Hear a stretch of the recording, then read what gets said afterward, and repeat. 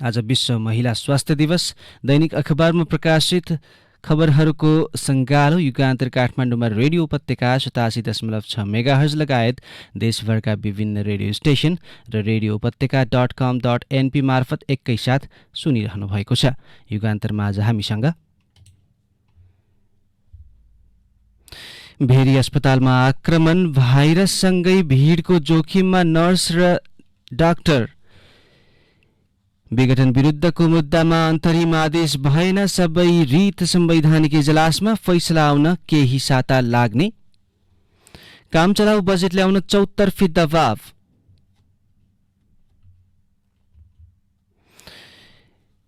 $10 lakh dose खोप तत्काल लग्न नेपाललाई चीनको प्रस्ताव लगायत आजका अखबारमा प्रकाशित विभिन्न सामग्री छन्। माय गॉड विनिता, तिम्रो घरमा त अल्ट्राटेक ब्रान्डको सामान मात्रै पो देख्छु। हो नि, हाम्रो घरमा त अल्ट्राटेक ब्रान्डका घरायसी सामानले भरिएको छ। बलियो र टिकाउका साथै भरपर्दो सेवाको लागि ढुक्क छु। त्यही त, kitchen chimney, cooking range, oven, fridge, induction चुलो, इन्फ्रारेड चुलो, स्ट्यान्ड फ्यान, वल फ्यान र आरो फिल्टर पनि रहेछ। यो आरो फिल्टरमा त तातो पानी र चिसो पानी पनि आउँछ। अनि तरकारी फलफुल पखाल्न डिटक्सिफायर पनि छ। म पनि आजै अल्ट्रा सोरुम जान्छु र सबै सामान लिएर आउँछु। कहाँ जाँदा उचित होला? अल्ट्राका घरायसी सामान देशैभर उपलब्ध छ। नजिकैको डिलर तथा डिस्ट्रिब्युटरमा जाने नि। For more details, visit www.ultragroup.com.np. Phone number 0141170434117143. World Trade Center, 2nd floor, Tripureshwar. For dealer and distributor, 9851 000505, Ultra Group.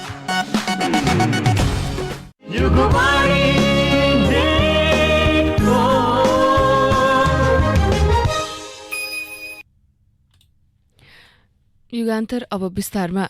आजको नयाँ पत्रिका दैनिकमा भेरी अस्पतालमा आक्रमण, भाइरससँगै भिडको जोखिममा डाक्टर र नर्स शीर्षकमा समाचार प्रकाशित छ। कोरोना संक्रमितको जीवन रक्षामा जुटेका स्वास्थ्यकर्मी भिडबाट असुरक्षित भएका छन्। महामारीमा अथक प्रयास सङ्घर्ष गरेका भेरी अञ्चल अस्पतालका डाक्टर र नर्सहरूमाथि बिहिबार साँझ एक समूहले साङ्घातिक हमला गरेको छ। ज्यान जोगाउन डाक्टर र स्टाफ नर्सले एक तला माथिबाट हाम फालेका छन्। एक साता अघि पूर्वको विरार मेडिकल कलेजमा पनि स्वास्थ्यकर्मीमाथि आक्रमण भएको थियो। नेपालगञ्ज स्थित भेरी अस्पतालमा उपचाररत दाङको तुलसीपुर उपमहानगरपालिका 11 का 51 वर्षीय दिल्ली बहादुर राउतको मृत्यु भएपछि आफन्तले स्वास्थ्यकर्मीमाथि हातपात गर्नुका साथै अस्पतालमा तोडफोड गरेका हुन्। गत 4 जेठमा अस्पतालमा भर्ना भएका कोरोना संक्रमितको राउतको बिहिबार राति करिब 8:30 बजे मृत्यु भएको थियो। त्यस लगतै बिरामीका आफन्तले अस्पतालमा तोडफोड गर्नुका साथै चिकित्सक र स्टाफ नर्समाथि आक्रमण गरेको अस्पतालका प्रमुख मेडिकल सुपरिन्टेन्डेन्ट डाक्टर प्रकाश बहादुर थापाले बताउनुभयो। लाठीसहित आक्रमण गर्न आउनुभयो। एक तला माथिको झ्यालबाट हाम फालेर साथीहरूले ज्यान जोगाउनुभयो। उहाँले भन्नुभयो, थन्न हाम फालेको ठाउँमा बालुवा थियो, त्यसैले केही भएन। आक्रमणकारीहरूले अस्पतालको झ्याल ढोकामा सिसा फुटाएका छन्। 81 आक्रमण सुरु भएपछि उपचारमा व्यस्त चिकित्सक र स्टाफ नर्सहरूको भागाभाग भएको थियो। 4 चिकित्सक र नर्सले माथिल्लो तलाको झ्यालबाट हाम फालेर ज्यान जोगाए। केही स्वास्थ्यकर्मीलाई आक्रमणकारीले लखेटेर कुटपिट गरे। ज्यान जोगाउन शौचालयमा लुकेका पिपी लगाएका नर्सहरूलाई उनीहरूले घाँटी अठ्याउने र लात्तीले हानेको अस्पताल प्रशासनले जनाएको छ। एकाएक तोडफोड र आक्रमण हुन थालेपछि ज्यान जोगाउन च्यालबाट हाम फालेको स्टाफ नर्स अस्मिता गुरुङले बताउनु भएको छ। आजको नयाँ पत्रिकामा समाचार प्रकाशित छ। त्यही एक साता अघि विराट मेडिकल कलेजमा पनि चिकित्सकमाथि हातपात शीर्षकमा अर्को समाचार राखिएको छ। बिहिबार साँझ भेरी अञ्चल अस्पतालमा स्वास्थ्यकर्मीमाथि साङ्घातिक आक्रमण भएको छ। 8 दिन अघि मोरङको विराट शिक्षण अस्पतालका स्वास्थ्यकर्मीलाई पनि सेवाग्राहीले कुटपिट गरेका थिए। अस्पतालको आकस्मिक कक्षमा अघिल्लो सोमबार राति 8 बजेतिर बुढीगङ्गा 2 का निश्चल श्रेष्ठ र अनिल श्रेष्ठले एक डाक्टर, एक स्वास्थ्यकर्मी र एकजना सेक्युरिटी गार्डमाथि हातपात गरेका थिए। कुटपिटबाट doctor Sudeep Regmi, health assistant Nirdosh Basnet र सेक्युरिटी गार्ड विशाल थापा घाइते भएका थिए। जिल्ला प्रहरी कार्यालय प्रहरणका सूचना अधिकारी प्रहरी नायब उपरीक्षक मानबहादुर राईले कुटपिटमा संलग्नलाई पक्राउ गरी अभद्र व्यवहारमा अनुसन्धान भइरहेको जानकारी दिनुभयो। सुगर र प्रेसरकी बिरामी 73 वर्षीय वृद्ध गंगादेवी श्रेष्ठको उपचारमा ढिलाइ भएको भन्दै स्वास्थ्यकर्मीमाथि हातपात भएको प्रहरीले जनाएको छ।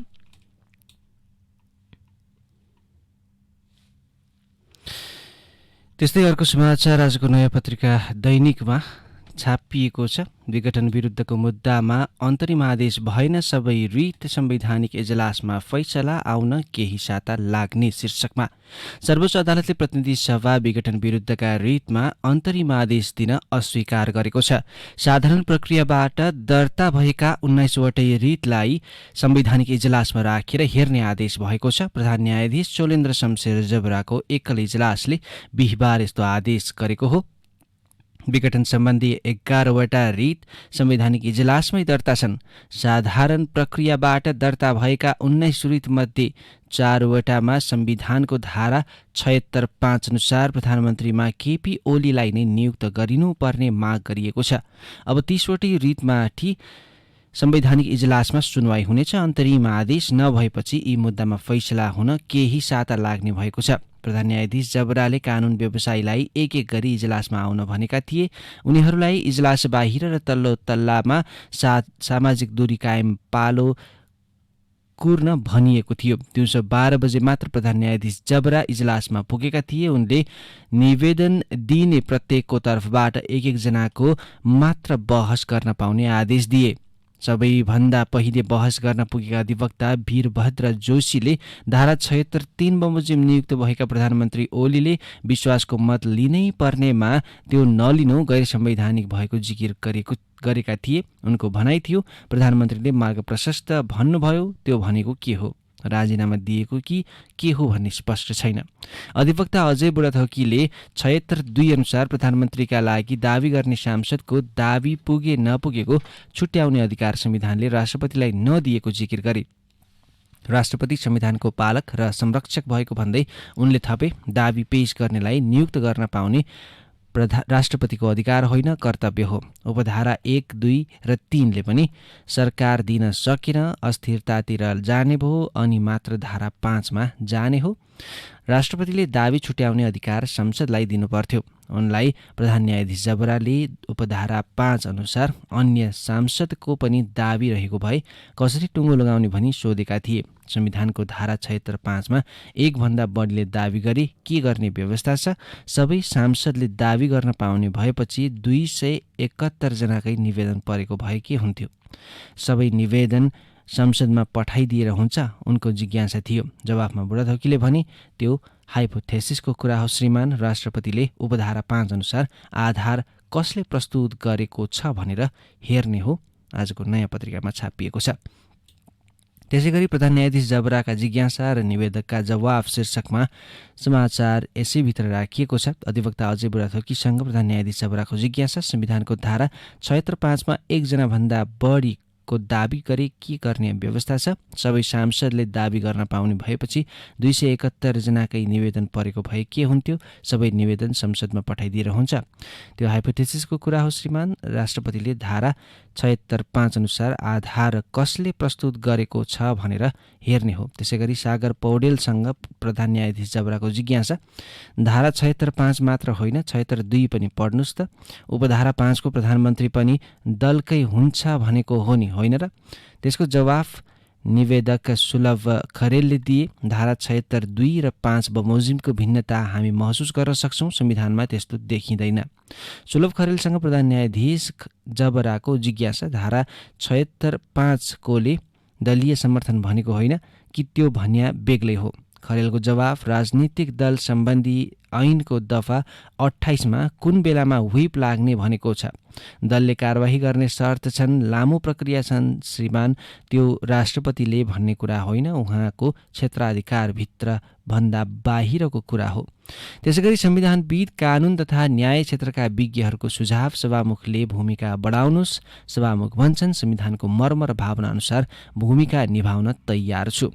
संसद भवन नयाँ बानेश्वर स्थित लोत्से हलमा वरिष्ठ अधिवक्ता एवं राष्ट्रिय सभाका सदस्य द्वय राधेश्याम अधिकारी र रामनारायण बिडारी वरिष्ठ अधिवक्ताहरू शम्भु थापा, भर्चुअल प्रेमबहादुर खड्गा, रमन श्रेष्ठ, चन्द्रकान्त गेवाली, गोविन्द बन्दी, संविधानविद एवं कानुनविद डाक्टर भीमार्जुन आचार्य, नेपाल बार एसोसिएसनका उपाध्यक्ष रक्षा बस्याल, नेपाल कानुन समाजका अध्यक्ष तीर्थमान शाक्य, बारका पूर्व उपाध्यक्ष टीकाराम भट्टराई, अधिवक्ता ओम प्रकाश अर्यालले संसद विघटन असंवैधानिक कदम भएकाले यसको विरुद्ध संवैधानिक दायराबाटै भूमिका बढाउन सुझाव दिएपछि सभामुख अग्नि सापकोटाले भने, संविधान र प्रतिनिधि सभा नियमानुसार म चल्नुपर्छ। नेपाली जनताले 334 जनालाई सार्वभौम अधिकार सुम्पिएका छन्। संविधान संघीय संसदको नेतृत्व र प्रतिनिधि सभाको सभामुखको हैसियतले आवश्यक पर्दा त्यो अधिकार मबाट अभिव्यक्त हुनुपर्छ।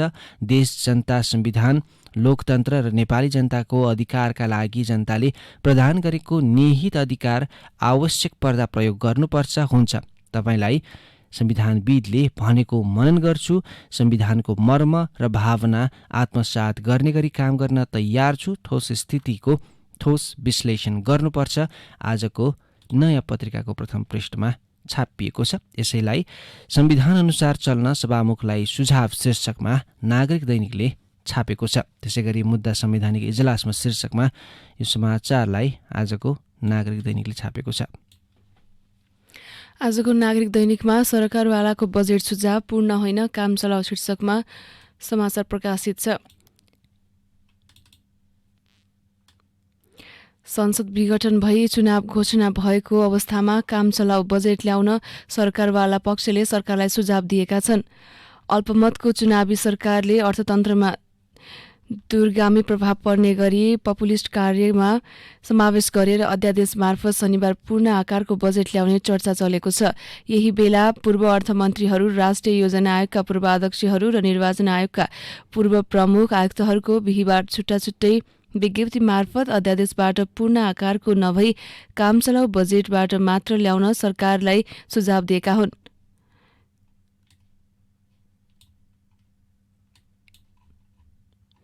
त्यही समाचार आजको नयाँ पत्रिका दैनिकमा काम चलाऊ बजेट ल्याउन चौतर्फी दबाव शीर्षकमा प्रकाशित छ। आगामी आर्थिक वर्षका लागि काम चलाऊ बजेट ल्याउन सरकारमाथि सर्वत्र दबाव परेको छ। प्रतिनिधि सभा विघटनका मुद्दा सर्वोच्चमा विचाराधीन रहेको एवं चुनाव घोषणा भइसकेको अवस्थामा सरकारले पूर्ण बजेट ल्याउन नहुने भन्दै काम चलाऊ बजेट ल्याउन दबाव परेको हो। 15 जेठमा संघीय संसदमा वार्षिक बजेट पेश गर्नुपर्ने संवैधानिक व्यवस्था छ। सरकारले बजेट अधिवेशन नबोलाई प्रतिनिधि सभा विघटन गरेर निर्वाचन समेत घोषणा गरिसकेको छ। अर्थमन्त्री विष्णुप्रसाद पौडेलले 15 जेठमै अध्यादेशबाट आगामी आर्थिक वर्ष 2078-79 को बजेट सार्वजनिक गर्ने तयारी गर्नुभएको छ। सरकारले वितरणमुखी र ठूलो आकारको बजेट ल्याउने तयारी गरिरहेको छ, तर काम चलाऊ सरकारले पूर्ण बजेट ल्याउन नहुने भन्दै सरकारवालाले सरकारको ध्यान आकर्षण गराएका छन्। निर्वाचन आयोगका पूर्व प्रमुख आयुक्तहरू, पूर्व अर्थमन्त्रीहरू, योजना आयोगका पूर्व उपाध्यक्षहरू लगायतले अहिलेको अवस्थामा पूर्ण बजेट ल्याउन नमिल्ने भन्दै सरकारलाई काम चलाऊ बजेट ल्याउन सुझाव दिएका छन्। यसअघि अर्थविद, पूर्व प्रशासक एवं विभिन्न राजनीतिक दलका नेताहरूले समेत सरकारलाई पूर्ण बजेट नल्याउन आग्रह गरेका छन्। त्यस्तै पूर्व अर्थमन्त्री मञ्चको सुझाव काम चलाऊ सरकारले अन्तरिम बजेट ल्याओस् शीर्षकमा अर्को समाचार प्रकाशित छ। देश कोभिड-19 का कारण आक्रान्त भएको हुँदा बजेटले कोरोना विरुद्धको खोपको उपलब्धतालाई पहिलो प्राथमिकता दिई जनतालाई सुरक्षित बनाउन सुझाव दिएको छ। यसले अर्थतन्त्रमा समेत सकारात्मक असर पुर्याउनेछ। त्यस्तै स्वास्थ्य पूर्वाधारको निर्माण, स्वास्थ्य सामग्रीहरूको उपलब्धता एवं स्वास्थ्य कर्मीहरूको सुरक्षा एवं सुविधाहरूलाई बजेटले विशेष ध्यान दिनुपर्छ। डाक्टर प्रकाश चन्द्र लोहनी, डाक्टर रामशरण महत, सुरेन्द्र पाण्डे, कृष्णबहादुर महरा, वर्षमान पुनको भनाई प्रकाशित छ।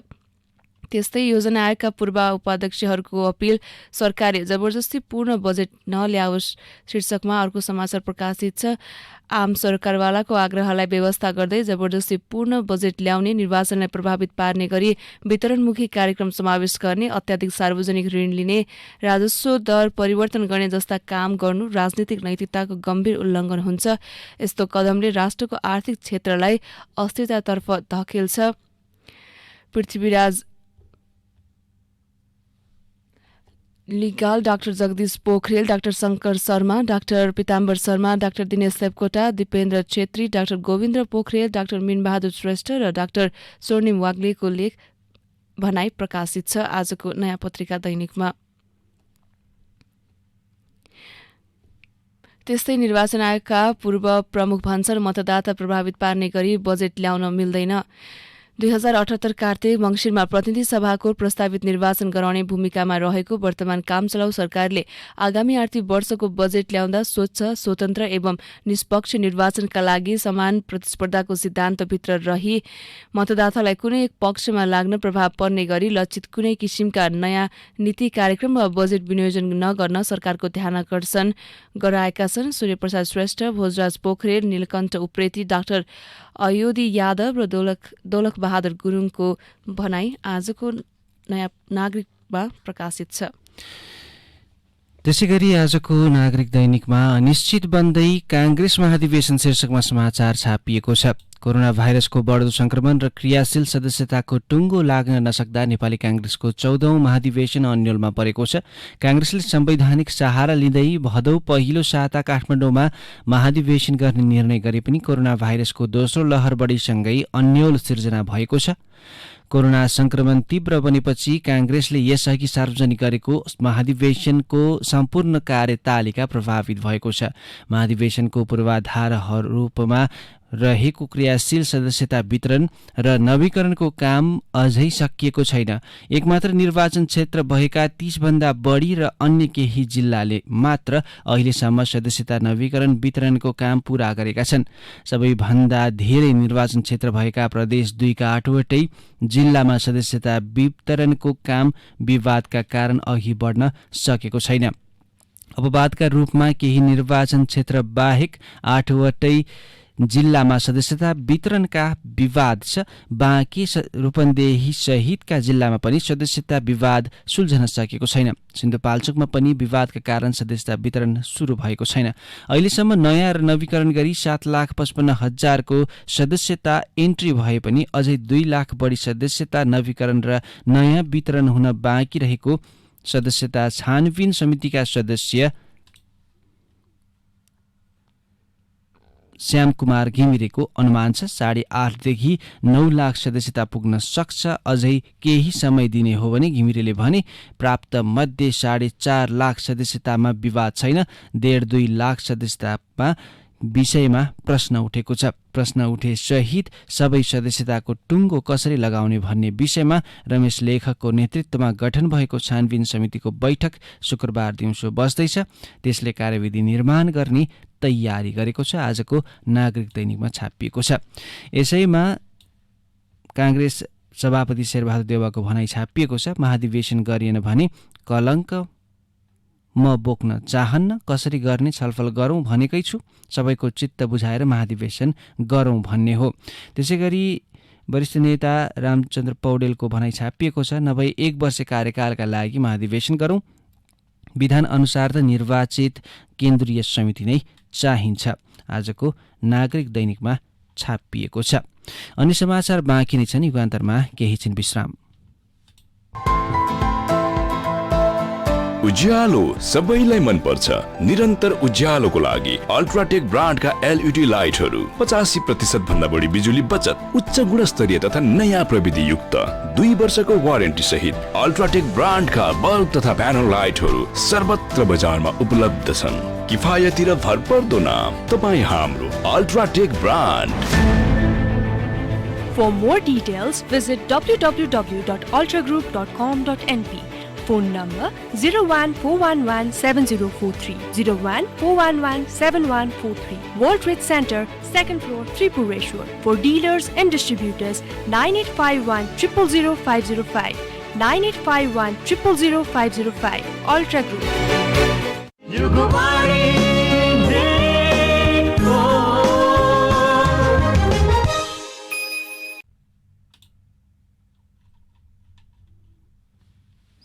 युगान्तरमा पुनः स्वागत छ। बाँकी सामग्री आजको नयाँ पत्रिका दैनिकमा 10 लाख डोज खोप तत्काल लग्न नेपाललाई चीनको प्रस्ताव शीर्षकमा समाचार प्रकाशित छ। चीनले अनुदानमा दिएको भनेको कोरोना विरुद्धको 10 लाख डोज खोप तत्काल उपलब्ध गराउन सकिने जानकारी दिएको छ।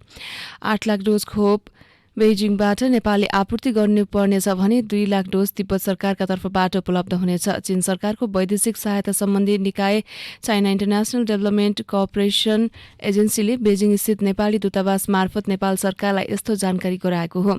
राष्ट्रपति विद्यादेवी भण्डारी र चिनिया राष्ट्रपति सी जिनपिङ बीच बुधबार खोप लगायत द्विपक्षीय सुरक्षा र सहयोगबारे टेलिफोनमा कुराकानी भएको थियो। त्यस क्रममा राष्ट्रपति सीले थप 10 लाख डोज खोप अनुदानमा उपलब्ध गराउने घोषणा गर्नुभएको थियो। यसअघि पनि चीनले 8 लाख डोज खोप अनुदानमा उपलब्ध गराएको थियो। त्यति बेला पनि नेपाल एयरलाइन्सको चार्टर उडानबाट खोप ल्याइएको थियो। नेपाली दूतावासका उपनियोग प्रमुख सुशील कुमार लम्सालका अनुसार चीनले दिने खोपमध्ये 8 लाख खोप बेजिङ स्थित भण्डारणमा उपलब्ध भइसकेको छ। उपनियोग प्रमुख लम्सालका अनुसार तिब्बत सरकारका तर्फबाट उपलब्ध हुने 2 लाख डोज खोप भने काठमाडौँमै उपलब्ध गराइने बताउनु भएको छ। आजको नागरिक दैनिकको प्रथम पृष्ठमा बारपाकमा कोरोना 2 सातामा 12 जनाको मृत्यु शीर्षकमा समाचार छापिएको छ। 1100 भन्दा बढी घर रहेको बारपाकमा कोरोना फैलिएको छ। हरेक जसो घरमा रुगाखोकी र ज्वरोका बिरामी छन्। 2 सातामा 12 जना बारपाकीको मृत्यु भइसकेको छ। बारपाकका 1000 हाराहारी मानिसमा देखिएको सामान्यदेखि जटिल लक्षण कोरोनासँग मिल्दोजुल्दो छ। बारपाक सुलीकोट गाउँपालिकाका अध्यक्ष विष्णु भट्टले भने पालिका र जिल्लाको क्षमताले धान्न सक्ने अवस्था छैन। सङ्घ प्रदेश सङ्घ संस्थासँग सहयोग मागेका छौँ। तत्काल घर घरमा पुगेर जाँच गरिएन भने थप मानवीय क्षति बेहोर्नुपर्ने अवस्था आउँछ। 2 साताको अवधिमा मृत्यु भएका 12 जना मध्ये 5 मा कोरोना पुष्टि भएको थियो भने अन्यमा रुगाखोकी र ज्वरोको लक्षण रहेको जितबहादुर घलेले बताए। बारपाकका धेरैजसोमा कोरोनाको लक्षण मिल्दोजुल्दो छ। उनले भने मृतक धेरैजसोमा यस्तै समस्या थियो। मृतक 12 जना मध्ये 1 महिला बाहेक अन्य सबै 70 वर्ष उमेर माथिका रहेको बारपाकका स्थानीयले बताएका छन्।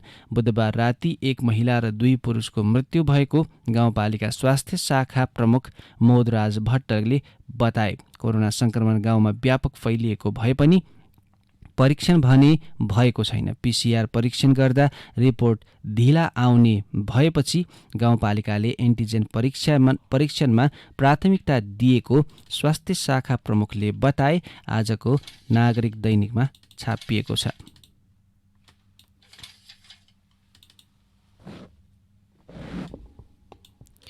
त्यस्तै आजको नागरिक दैनिकको भित्री पृष्ठमा अल्कोहलको कुनै पनि मात्रा दिमागका लागि हानिकारक शीर्षकमा समाचार प्रकाशित छ। हरेक साता अल्कोहलको सेवन अत्याधिक मात्रामा गर्ने मानिसको दिमागको घनत्व कम हुने गरेको अध्ययनले देखाएको छ। सम्बन्धित व्यक्तिको आनीबानी तथा जैविक विशेषताको समेत लेखाजोखा गरेपछि गरिएको उक्त अध्ययनले अल्कोहलले दिमागको आयतनलाई 0.8% घटाएको देखिएको छ। दिमागको आयतनमा देखिएको यो ह्रास सानो देखिए पनि जोखिम अन्य परिवर्तनीय कारक भन्दा यसको योगदान बढी देखिएको छ, समाचारमा उल्लेख छ। त्यसै गरी कोभिसिल्डको विकल्पमा एस्ट्राजेनिका शीर्षकमा अर्को समाचार प्रकाशित छ। कोरोना विरुद्धको खोप कोभिसिल्डका विकल्पमा एस्ट्राजेनिकाको प्रयोग गर्न सिफारिस गरिएको छ। कोभिड-19 विरुद्धको खोप सल्लाहकार समितिको बुधबार बसेको बैठकले कोभिसिल्डको पहिलो डोज लिइसकेको पनि दोस्रो डोज लिन बाँकी समूहलाई एस्ट्राजेनिका प्रयोग गर्न सकिने निर्णय गरेको छ। पैसा भुक्तानी गरिसकेको अवस्थामा पनि भारतको सेरम इन्स्टिच्युट अफ इन्डियाले नेपाललाई कोभिसिल्ड खोप नदिने भएपछि 15 लाख ज्येष्ठ नागरिकलाई दोस्रो डोज खोप दिने अभियान अन्यलमा परेको छ। कोभ्याक्सले पनि नेपाललाई 20% अनुदान खोप अन्तर्गत कोभिसिल्डसँगै खोप दिन प्रक्रिया पनि अघि बढाएको थियो, तर खोप अन्यन्त्रै दिने सेरमको योजना स्थगित भएपछि नेपाललाई अप्ठ्यारो परेको हो। अब खेल समाचार। टोकियो ओलम्पिकमा सहभागी हुने जापानी प्रतिनिधिहरूलाई अर्को हप्तादेखि कोरोना भाइरस विरुद्धको खोप लगाइने भएको छ। जापानको ओलम्पिक कमिटीले गरेको घोषणा अनुसार जापानको राजधानी टोकियोमा हुन गइरहेको ओलम्पिक खेलमा सहभागी हुनुपर्ने ती प्रतिनिधि एवं खेलाडीहरूलाई आउँदो जुन 1 तारिकबाट खोप लगाउन सुरु गरिने जानकारी दिइएको छ। अब आजका अखबारमा प्रकाशित सम्पादकीय र विचार। आजको नागरिक दैनिकमा राष्ट्रपतिको खोप कूटनीतिक शीर्षकमा सम्पादकीय प्रकाशित छ। ढिलो भए पनि राष्ट्रपति भण्डारीले सुरु गरेको खोप कूटनीतिक अन्य हिसाबले पनि अघि बढ्नुपर्छ, त्यो संस्थाले आम नागरिकलाई जोगाउन सरकारलाई सशक्त कोरोना नियन्त्रण कूटनीतिका निम्ति पनि प्रेरित गर्न सक्नुपर्छ, सम्पादकीयमा उल्लेख छ। त्यस्तै निर्मल निवासलाई निम्तो शीर्षकमा युवराज गौतमको लेख प्रकाशित छ। 3 पल्ट राजा हुने ज्ञानेन्द्रको राजयोग, दुष्प्रचार, भाग्यवाद, प्रायोजित विज्ञापन वा केही व्यक्तिको स्वर कल्पने होइन भन्ने समयले पुष्टि गरिरहेको देखिन्छ, लेखमा उल्लेख छ। त्यसैगरी आजको नयाँ पत्रिकामा क्षमताको कसीमा बजेट शीर्षकमा सम्पादकीय छापिएको छ। बजेटको सिलिङ तन्काउनुको साटो, क्षमताले भ्याउने गरी बजेट ल्याउन प्रभावकारी रूपमा कार्यान्वयन गर्नु अहिलेको आवश्यकता हो, सम्पादकीयमा उल्लेख गरिएको छ। त्यसैगरी संसद विघटनको कमजोर आधार शीर्षकमा मुक्ति प्रधानको अग्रलेख छापिएको छ। संवैधानिक प्रावधान अस्वीकार गरी विश्वासको मत लिने प्रक्रियामै सहभागी नहुने अधिकार प्रधानमन्त्रीलाई छैन। अब आजको सुविचार। स्वतन्त्रता राष्ट्रको अनन्त यौवन हो, महात्मा गान्धी। यिनै सामग्रीसँगै हामी योगवाणी मिडिया नेटवर्कको प्रस्तुति बिहानी खबर सङ्गालो युगान्तरको अन्त्यमा आइपुगेका छौँ। युगान्तरमा आज हामीले भेरी अस्पतालमा आक्रमण, भाइरससँगै भिडको जोखिममा डाक्टर र नर्स, विघटन विरुद्धको मुद्दामा अन्तरिम आदेश भएन, सबै रीत संवैधानिक इजलासमा फैसला आउन केही साता लाग्ने, काम चलाउ बजेट ल्याउन चौतर्फी दबाव र 10 लाख डोज खोप तत्काल लग्न, नेपाललाई चीनको प्रस्ताव लगायत आजका अखबारमा प्रकाशित विभिन्न सामग्री सुनायौं। दैनिक अखबारमा प्रकाशित खबरहरू समेटेको कार्यक्रम युगान्तर आजलाई यति नै। भोलि बिहान 5:30 बजे तपाईँ हाम्रो भेट हुने नै छ। त्यतिन्जेलसम्मका लागि प्रज्वल साक्य र अनुसार बिदा हुन्छौँ। हामीलाई सुन्दै रहनुहोला। तपाईँको दिन शुभ रहोस्। नमस्कार।